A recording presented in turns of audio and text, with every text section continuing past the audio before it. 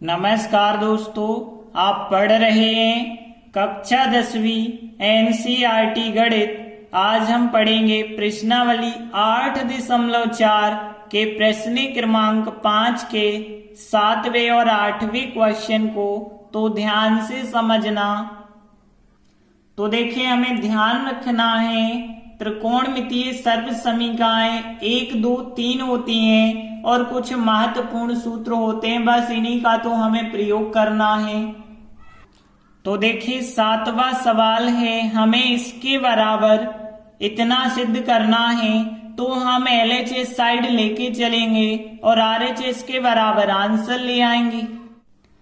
तो देखिए, हमने एलएचएस साइड ली। अब इसमें देखिए, साइन थीटा 2 साइन घन थीटा बटे में 2 कॉस घन थीटा माइनस कॉस थीटा।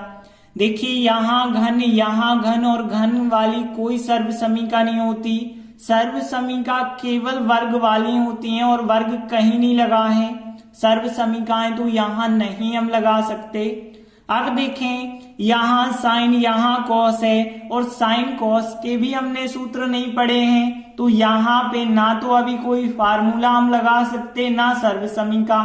तो फिर हम क्या कर सकते हैं? देखिए, यहाँ साइन साइन ऊपर से कॉमन है, नीचे कॉस कॉस है तो कॉस कॉमन होगा। तो हम ऊपर से साइन कॉमन यदि लेंगे तो यहाँ साइन कॉमन निकलेगा, कुछ नहीं बचा मतलब 1। फिर 2 के 2 लिखे, साइन घन मतलब 3 बार साइन थे, 1 साइन कॉमन निकला है तो यहाँ साइन वर्ग बचा होगा। और बटे में यदि हम देखें, यहाँ कॉस यहाँ से हम कॉस कॉमन ले लेंगे तो यहाँ पे 2 तो बचे होंगे और यहाँ कॉस घन था, अब बचा होगा कॉस वर्ग थीटा और माइनस कॉस कॉमन निकल गया तो यहाँ बचा होगा फिर 1। अब देखिए, यहाँ पे यदि हमें ये 2 कोष्ठक ऊपर नीचे के काटने हैं तो एक सा बनाना होगा। यहाँ साइन है तो यहाँ भी साइन बनाना होगा, या फिर यहाँ कॉस है तो यहाँ भी कॉस बनाना होगा।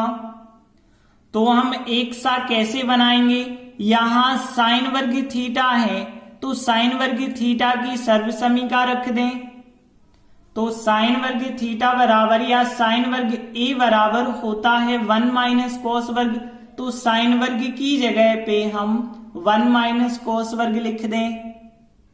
तो देखिए, चूंकि साइन वर्ग बराबर होता है 1 माइनस कॉस वर्ग, तो हम यहाँ पे साइन वर्ग की जगह 1 माइनस कॉस वर्ग यहाँ पे लिख रहे हो, थीटा है तो थीटा लिखते जाएंगे और यहाँ पे एक छोटा कोष्ठक बना के मान रखेंगे और यहाँ पे नीचे जो चल रहा है उसे हम वैसा ही लिख देंगे, क्योंकि अब क्या होगा, ऊपर नीचे का कोष्ठक एक सा बन जाएगा। तो हमें नीचे कॉस वर्ग का मान रखने की जरूरत नहीं है। अब देखिए, यहाँ साइन थीटा यहाँ पे 1। अब देखिए, यहाँ 2 का 1 से गुणा किया तो 2, माइनस 2 का माइनस कॉस वर्ग से करेंगे तो प्लस के 2 कॉस वर्ग थीटा हो जाएंगे और बटे में जो संख्या है वैसे ही लिखें। और आगे यदि हल करेंगे तो साइन थीटा, देखिए यहाँ पहले हम लिख देते हैं 2 कॉस वर्ग थीटा और फिर माइनस 2 प्लस 1 है तो माइनस का 1 बचा होगा और बटे में देखिए अब क्या चल रहा था, कॉस थीटा और यहाँ भी है 2 कॉस वर्ग थीटा माइनस 1। तो ऊपर नीचे के कोष्ठक हो गए समान, तो ये क्या हो जाएंगे, कट जाएंगे। अब यहाँ पे क्या बचा होगा, साइन बटे में कॉस बचा होगा और हमें पता है साइन बटे कॉस tan कहलाता है। तो ये बन जाएगा फिर साइन बटे कॉस tan थीटा बन जाएगा।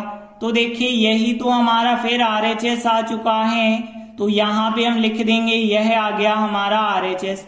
तो हम एलएचएस लेकर के चले थे और आरएचएस के बराबर ले आए हैं, यही हमारा सवाल सिद्ध हो जाता है। तो हम लिख देते हैं इति सिद्धम। तो इस प्रकार से 7वां सवाल कंप्लीट हुआ। अगला 8वां सवाल लेते हैं। तो यहाँ भी हम एलएचएस साइड लेकर के चलेंगे और आरएचएस के बराबर आंसर लाएंगे। तो देखिए हमने LHS साइड ली है। अब देखिए इसको आगे कैसे हम सॉल्व करेंगे। यहाँ पहले जो है होल स्क्वायर लगा है, तो पहले हम इस होल स्क्वायर को हटा लें। तो कैसे हटा सकते हैं, देखिए आपको सर्वसमीका पता होगी, a प्लस बी का वर्ग बराबर होता है a वर्ग b वर्ग और बीच में होते हैं 2ab। तो यहाँ पे यही सर्वसमीका हम लगाएंगे, तो यहाँ पे साइन वर्ग आएगा और फिर यहाँ पे कोसेक वर्ग आएगा। तो यहाँ पे कोसेक वर्ग लिखा है, a वर्ग है b वर्ग और यहाँ बीच में 2ab होगा, मतलब यहाँ 2 साइन इंटू कोसेक a हो जाएगा।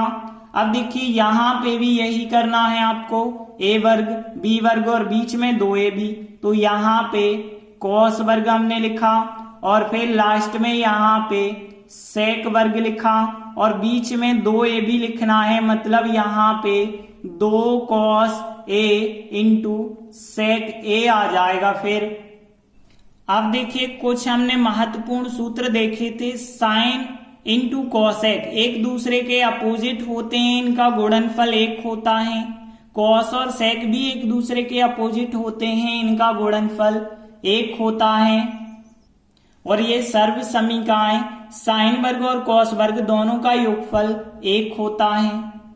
तो देखिए हम यहाँ पे क्या करेंगे, फिर साइन वर्ग ये रहा, साइन वर्ग लिखा और कॉस वर्ग को आगे लिख दिया है, क्योंकि अगले स्टेप में साइन वर्ग और कॉस वर्ग का योगफल 1 लिख देंगे।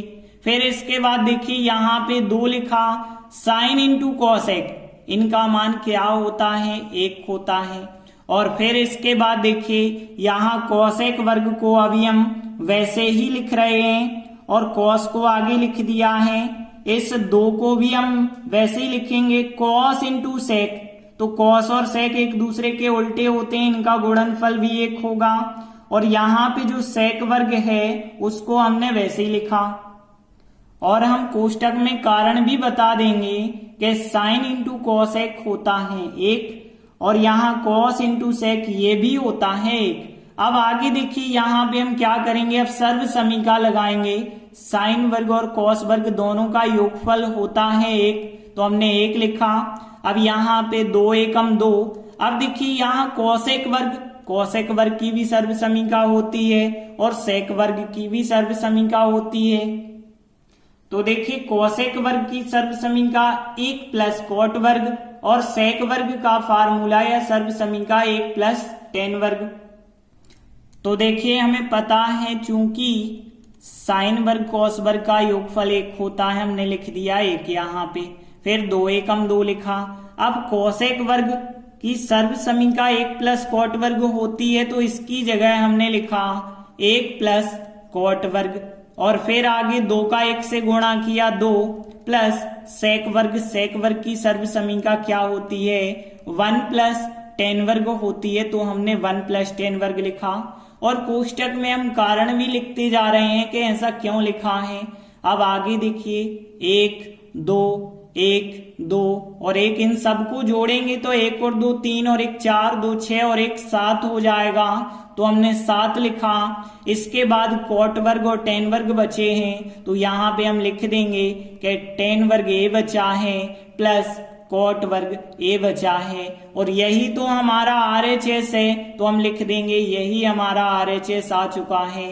तो देखिए हमने LHS साइड लेकर चले थे और RHS के बराबर ले आए हैं, तो हमारा सवाल यहीं पे सिद्ध हो जाता है। तो हम अंत में लिख देते हैं इति सिद्धम। इस प्रकार से 8वां सवाल भी कंप्लीट हुआ। धन्यवाद।